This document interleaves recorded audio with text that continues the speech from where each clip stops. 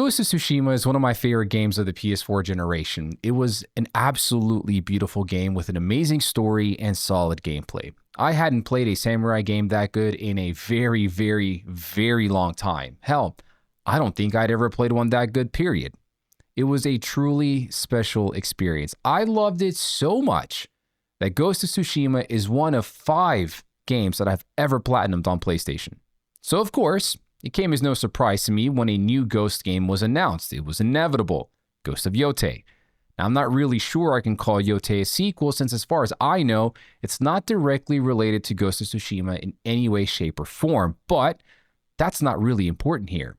What is important is that I initially told myself I would not be playing Ghost of Yotei at all. Why? Well, because my opinion from day one was pretty simple. Ghost of Yotei wouldn't be different enough to spend my money on. I felt since its announcement that having already played Tsushima, I'd basically already played Yotei.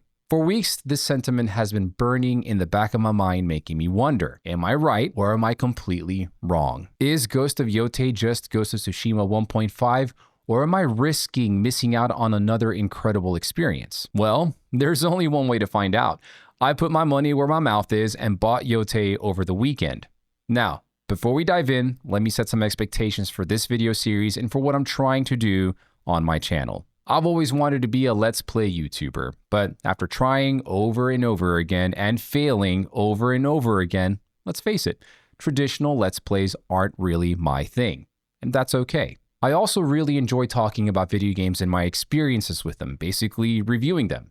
Kind of harken back to my days at GameStop. So I spent a long time thinking, how can I combine both of these formats, a Let's Play and a review? And as if the heavens opened up and dropped the idea right on my head, I came up with PlayView. Now, the name is a work in progress, but I kind of like it. We're almost there. I believe that while a video game experience can be summarized in one single video, those single video reviews often miss the evolution of the experience. How you can go from loving a game to hating it and back to loving it again throughout the entire journey. PlayView aims to capture that in an episodic format. I'll be playing Ghost of Yotei and reviewing it step by step, talking about the story, the gameplay, the visuals, the sound, everything. And by the end, what I'm hoping is that I'm hoping you and I can look back at the whole journey and answer the question I've had from the very get-go. Is Ghost of Yotei just Ghost of Tsushima 1.5? Now,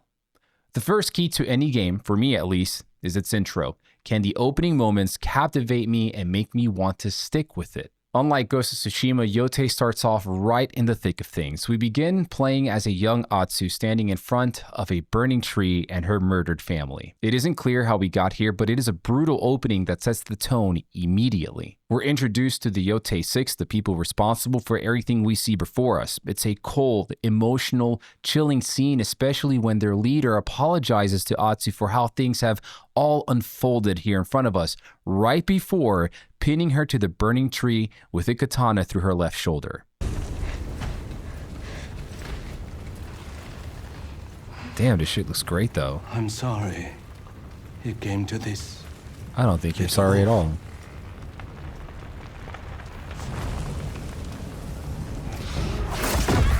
Ooh.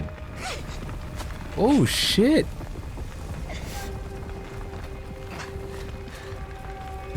They leave her there to burn and die. But of course, we know better. Atsu, driven by the spirit of the Onryu, survives, and she sets out on her journey to hunt down the Yotei Six to avenge her family, ultimately hoping that when she's done, she can join them in death as well. Now at this point, I'm intrigued. Who doesn't love a good revenge story, no matter how many times Sony has done it? Look, man, if PlayStation really just sticks to revenge stories, they are really good at them, bro. They are really, really good at them, because my lord, so far this is incredible. This is an excellent way to start. I'm actually okay with not knowing what the hell happened that led up to her family getting murdered. Like, obviously we're gonna find that out as we go, but man, what a start, dude. Holy crap. Shortly after, we arrive at a small village pursuing the first member of the Yotei Six. This is where we get introduced to the basics of combat and take on some drunken thugs who were harassing a horse of all things. Like, why do you harass a horse? It's a horse, dude. Horses are cool. This moment showed me two different things. Number one, Atsu is very confident and carries herself like a complete badass.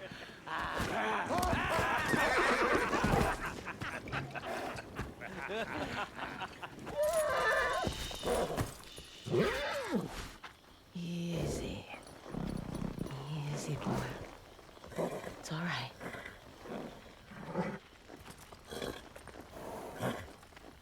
They're sorry. Aren't you? Number 2, the combat feels exactly like Ghost of Tsushima, which, to be fair, it's not a bad thing at all. With these drunken bastards out of the way, we move on to our first target, the snake. Atsu matches their energy from years ago by setting the hut on fire to lure them all out. She reveals herself to the snake, who instantly recognizes her thanks to recognizing the katana she holds, and our very first boss fight begins within minutes of starting the game. The snake is hammered, and I found it interesting how his fighting style reflects that, almost like a drunken master. He reminded me of Rock Lee from Naruto. If you know, you know. His movement and animations were incredibly smooth and fluid. The atmosphere, the burning building behind us, flashes of Atsu's past, all of that pulled me into this moment. The fight was a bit challenging, but that's probably more from me being rusty and not having played Tsushima in a long time rather than the game being hard. Ultimately, it ends with the snake stabbing his katana into Atsu's gut and Atsu using the proximity to stab him over and over and over and over. What? No! No! Oh, dude. No, we came too far for this one. I don't even know what happened on the way.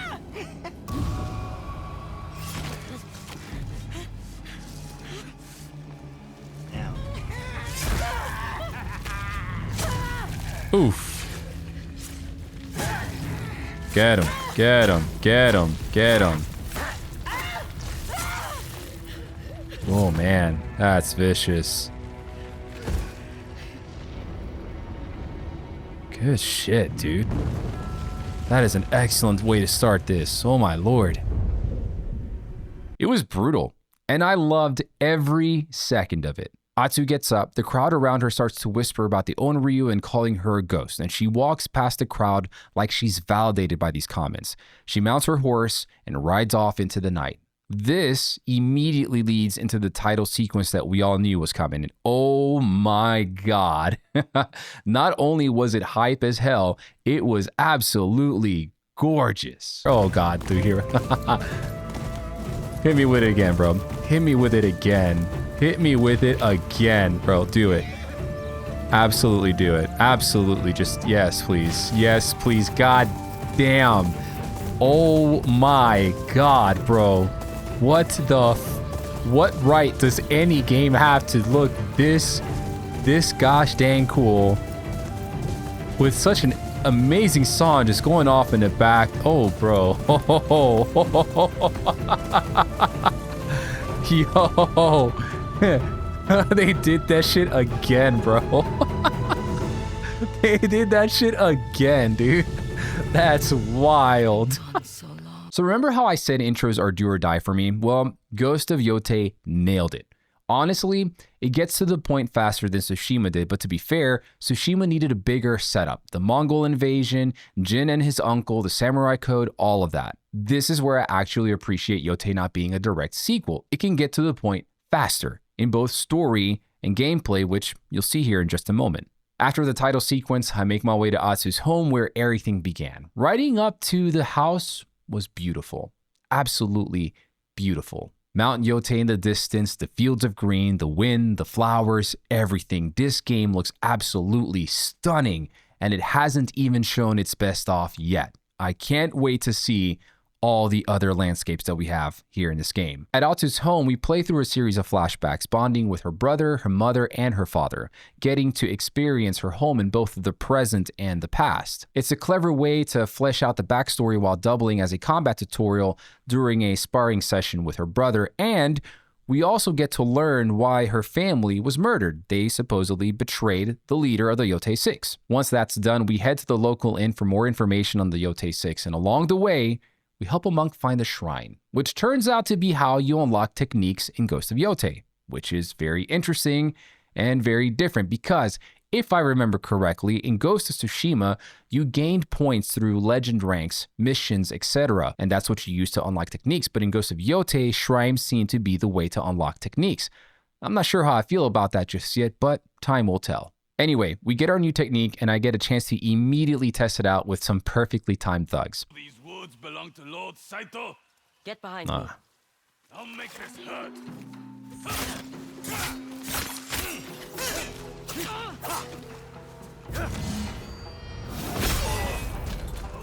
Oh, that was beautiful.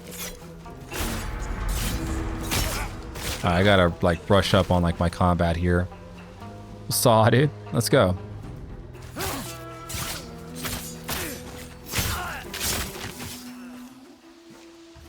After that, we reach the inn only to be immediately thrown out.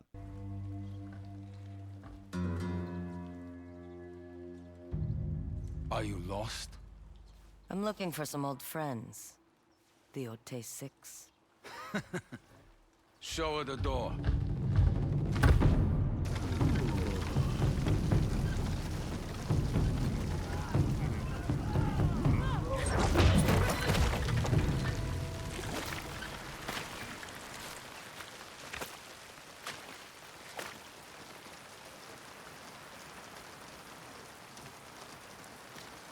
Now, of course, Atsu isn't one to back down, so we deal with them, which triggers more enemies to show up. And this is where something clicked for me. Remember when I said Yotei gets to the point faster than Ghost of Tsushima? Well, say hello to Onryu's Howl, Yotei's version of Tsushima's Ghost Dance. In Tsushima, you didn't unlock Ghost Mode until Act 2. In Yotei, I had its equivalent within the first hour of the game. It doesn't have that awesome red flash like Tsushima's Ghost Mode did, but it delivers the same exact impact. You basically get to instantaneously kill whatever you hit.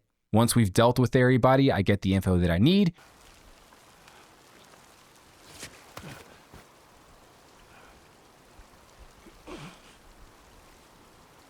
Lord Saito is cheap. He owns this island.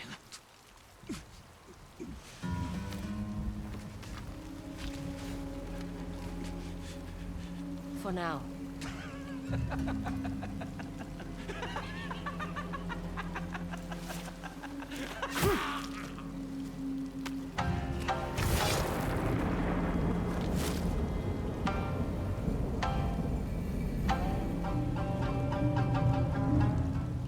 And the innkeeper lets us stay the night for free, as he should, because we did him a favor. And that's where I ended my session for today. Now listen, within the first hour of Ghost of Yotei, I already see where this revenge story is going. I've already seen how beautiful the game is, especially on my PS5 Pro. These things, call them the costs of admission, if you will. Graphics, sound design, music, oh my god.